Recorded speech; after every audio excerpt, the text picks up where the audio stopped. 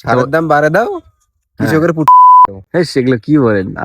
তাছাড়া তাছাড়া তো কোনো উপায় নাই নাকি? না, আমাদের তো উপায় নাই। এখন যে সারের যে দাম বর্তমান 1050 টাকা একটা ফসফেট হ্যাঁ ডিএবি, হ্যাঁ এটা তো 1050 টাকা পাওয়া যায় না।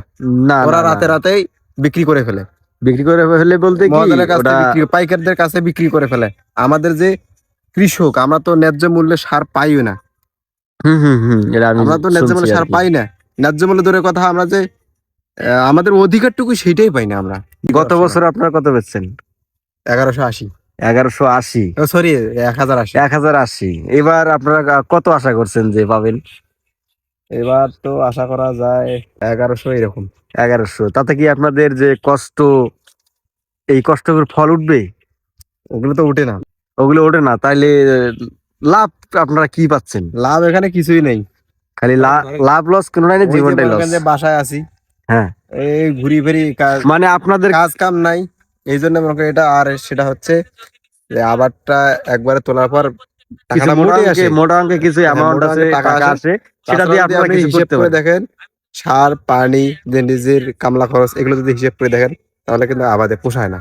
হ্যাঁ হ্যাঁ, ওই টাকাটা একবারে আসে, আর এখানে তো কোনো নেই, সুদ নেই। না না, প্রথম কথা হালাল হচ্ছে এটা। একদম আর আমরা যেহেতু ফসল। মুসলিম, জি জি আমরা সুদ পছন্দ করি না। জি ঠিক আছে, আমরা নিজের ইনকাম দিয়ে মানে জি। মানে আর কি। আপনারা যে এই যে ক্ষেত চাষ করা, ভুট্টার বীজ কেনা, সার দেওয়া, পানি হ্যাঁ, দেওয়া, মানে কিছু কিছু করে যাইতে যাইতে দেখা যায় অনেক যায়, কিন্তু ওই টাকাটার পরিমাণে বেশি একটা কিছু মোটা অঙ্কে একবারে আসে নাকি? ইয়েস। দেখা গেল যে 30,000, সরি, দেখা গেল 15,000 টাকা গেল, আপনার মোটা অঙ্কে 25-30 হাজার টাকা পান, এই আর কি নাকি? মানে আপনাদের যে কষ্টের ফলটা সেটা সীমিত ভাবে উঠে আসে, তাই তো? সীমিত ভাবে। না, সীমিত ভাবে, কিন্তু সরকার আপনাদেরকে সেইভাবে এই ভুট্টার দাম দিচ্ছে না, না না, আর সারের দাম বাড়ায় দিচ্ছে। সারের হিসাবে ভুট্টার দাম পাচ্ছেন না, তামাকের দাম পাচ্ছেন না, তাই তো? সারের দাম বাড়ে দাও, হ্যাঁ কৃষকের পুটকি মারি দাও। হ্যাঁ, সেগুলো কি বলেন না। তাছাড়া তাছাড়া তো কোনো উপায় নাই নাকি? না, আমাদের তো উপায় নাই। এখন যে সারের যে দাম বর্তমান 1050 টাকা একটা ফসফেট হ্যাঁ ডিএবি, হ্যাঁ, এটা তো 1050 টাকা পাওয়া যায় না। না ওরা না না, রাতে রাতেই বিক্রি করে ফেলে, বিক্রি করে ফেলে বলতে কি মহাজনের কাছে ওটা বিক্রি, পাইকারদের কাছে বিক্রি করে ফেলে। আমাদের যে কৃষক, আমরা তো ন্যায্য মূল্যে সার পাইও না। এটা আমি আমরা তো ন্যায্য শুনছি মূল্যে আর সার কি। পাই না। ন্যায্য মূল্য দূরের কথা, আমরা যে আমাদের অধিকারটুকু সেটাই পাই না আমরা। যে আপনাদের যে একটা পাওয়া, যে আপনারা যে এই জমির পরিমাণ হিসেবে সারের একটা পাওয়া আছে না, যে আমাদের এটা তো অধিকার, পাই না আমরা।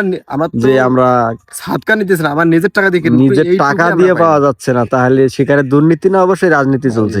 তো এখন যে আগে ইউনূসের সময় আপনারা সার কিন্তু পাইনি, পাইলেও খুবই কষ্ট করে পাইছি। এখন বিএনপি সরকার আছে, তারেক রহমান, এখন আপনি কি আশা করছেন তার কাছে? কতটুকু? এখন তো সুদলিং পাওয়া আরো বেশি হয়ে যাবে। এখন আরো বেশি হয়ে যাবে। Yes. আগে তো সিরিয়াল খাড়া লাগতো, এখন কি সিরিয়াল খাড়া লাগবে? এখন সিরিয়াল খেটে লাভ নাই, এখন টাকা দিয়েও পাওয়া যাবে না, আশা এখন করা মনে যায়। করেন যে এই যে দেখেন যে নতুন সরকার আসতেছে না, হ্যাঁ, এখন দেখেন আপনি কিছু কিছু গোডাউনে সার রাখিও বলেছে ওরা সার নাই, সার নাই, মানে কারণ এটা সিন্ডিকেট ব্যবসা চলছে। সিন্ডিকেট ব্যবসা। হ্যাঁ, মানে দুর্নীতি চলছে, রাজনীতি করতেছে হ্যাঁ, এখানে, তাই তো? হ্যাঁ, ঠিক আছে, এখন ভালো থাকেন। হ্যাঁ, অনেক কথা আছে, এগুলো পরে এগুলো পরে নেক্সট হয়তো বলবো।